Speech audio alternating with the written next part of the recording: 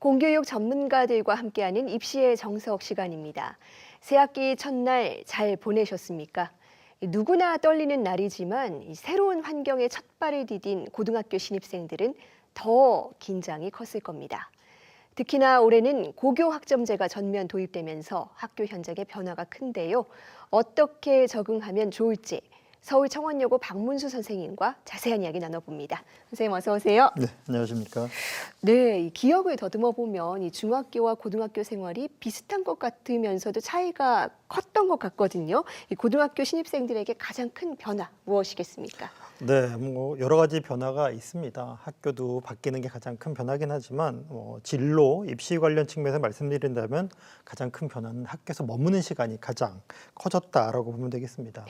우선 등교 시간이 시도마다 차이가 있지만 서울의 경우 고등학교는 8시 전, 중학교는 9시 전으로 중학교보다는 고등학교가 등교 시간이 좀 빠른 편입니다. 하루에 수행하는 정규 교육과정의 양이 6시간 또는 7시간 정도로 비슷하지만 1시간의 수업량이 45분에서 50분으로 5분 늘어나게 되고요. 때로는 수업에서 시간이 연속되는 연강을 하기도 합니다. 일과 후 교육 활동도 있는데요. 공동교육과정이라든지 방과 후 학교, 자율학습 등으로 저녁, 야간에도 교육 활동이 이루어지게 됩니다. 학교에서 중식 외에 석식을 먹게 되는 경우도 있게 됩니다. 근데 또 큰 변화로 본다면 학급의 개념이 좀 달라지게 됩니다. 학생들이 저는 몇 학년 몇 반입니다라는 핵정 학급하고 수업을 어디서 받는 수업 학급이 크게 다르지 않았습니다. 초등학교에서는 그랬지만 고등학교 특히 2학년부터는 이제 같은 학급에서 같은 친구들과 수업을 듣는 과목이 적어지거나 없게 됩니다. 이렇게 따르면 같은 학급 내에서도 시간표가 학생마다 서로 다르게 되고 지필고사의 횟수, 과목의 수도 달라지게 됩니다. 마지막으로 큰 변화라고 본다면 학력평가라는 수능시험과 형태가 유사한 시험을 연간 3회 또는 4회 보게 되는데요. 시험 범위도 넓고 시험 시간도 과목에 따라 100분으로 아주 긴 경우도 있게 됩니다. 따라서 학생들은 시험에 대한 이해와 그리고 집중력을 기르는 부분에 대한 준비, 이런 것들도 관심을 가져야 하겠습니다.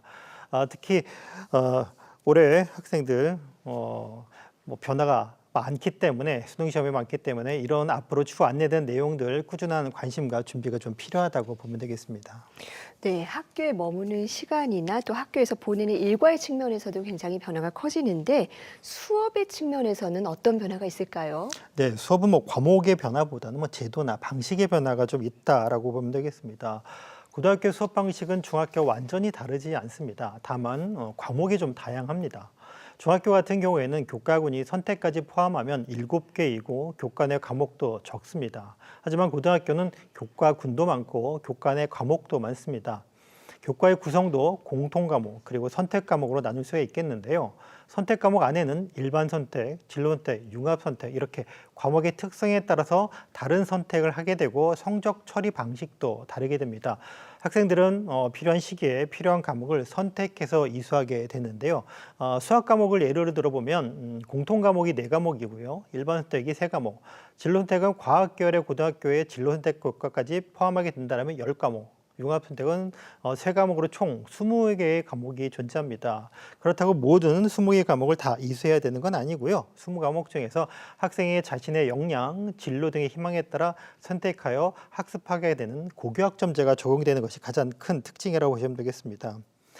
고교학점제의 그 배움의 가장 큰 특징이라고 본다라면 내가 필요한 과목을 듣고 그다음에 듣고 싶은 과목이 무엇인지를 선택하는 것이 우선 첫 번째가 되겠고요. 그 다음이 선택한 과목에 대해서 책임 이수, 책임 학습을 하는 방식에서 차이가 크다라고 보면 되겠습니다. 따라서 고등학교는 결과도 중요한데 과정도 대단히 의미가 크다라고 보면 되겠습니다. 네, 수업의 과정도 많이 변하고 특히나 2028의 대입 개편안이 적용되는 첫 학년이지 않습니까? 네. 그만큼 이 평가에도 변화가 생길 것 같은데 어떤 부분이 가장 큰 차이라고 볼 수 있을까요? 네, 내신 성적 평가가 큰 변화가 있습니다. 우선 일반적으로 고등학교에서는 상대 평가라는데 중학교까지는 절대 평가를 했습니다. 그래서 중학교 평가는 절대 평가에서 고등학교에서 상대 평가가 되는데 고등학교는 상대평가 이외에도 성취평가가 공존하게 됩니다. 올해 고등학교 입학한 학생들은 특히 상대평가 이외의 정보들이 대입 반영해서 확대하게 되는 이제 첫 번째 해가 될 텐데요.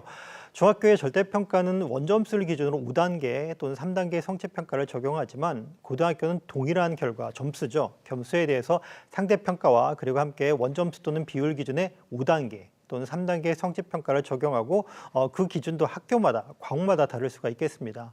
예를 들어 사회과학 교과의 융합선택 과목 같은 경우에는 성취평가만 적용하는 과목이 되겠고요. 이수 처리만 하는 교양 과목도 있습니다.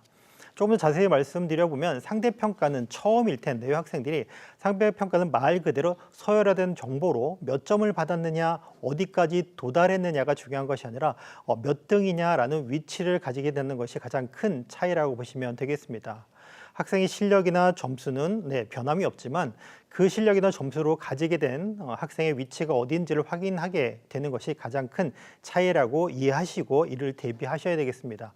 다만 평가를 고려한 과목 선택, 그렇죠, 결과죠. 좋은 결과를 위한 과목 선택 이런 것보다는 올바른 성장을 하기 위한 선택, 경로를 택하는 것을 좀 권장드리고 싶습니다.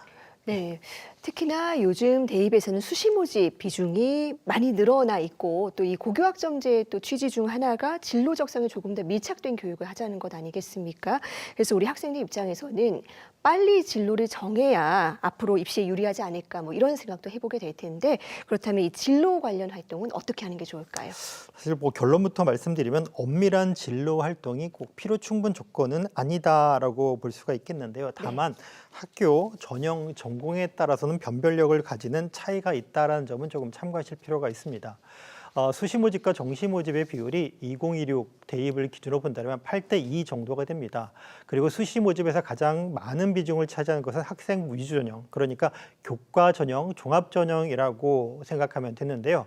교과 전형은 단순하게 교과 성적만 반영하는 대학이 많은 편이고 지역 균형이라는 형태로 수도권 대학의 10% 정도의 인원을 교과 전형으로 선발하고 있지만 선호도가 높은 대학의 경우에는 종합 전형으로 선발하는 인원이 더 큽니다.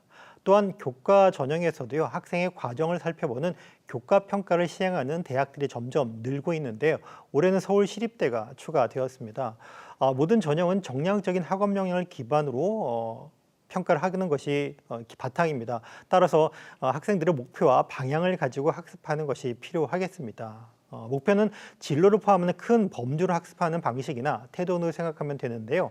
진로에 대하여 명확하게 목표를 가지면 좋겠지만 그게 쉽지는 않습니다. 그래서 1학년 때는 진로를 탐색하고 2학년부터는 그 탐색의 결과로 과목을 선택해서 이수하고 그리고 그런 과목을 깊이 있게 확장 심화하는 것을 3학년 때까지 하면 되겠습니다. 그래서 진로가 명확하면 좋겠지만 진로의 명확성보다는 자신이 학습하는 목적을 생각하며 학습하되 필요한 과목을 통하여 내가 관심을 가지고 어느 수준까지 성장하고 있는지를 보여주면 되겠습니다. 그래서 자기 이해, 학교 이해, 진로와 진학 이해를 바탕으로 교과 성적, 교과 활동을 하는 것이 우선되는 진로 활동으로 이해되길 권장하고 싶습니다. 네, 진로가 명확하면 좋게 하겠지만 목표를 충실히 따라가면서 성장하는 게 중요하다라고 말씀해 주셨습니다.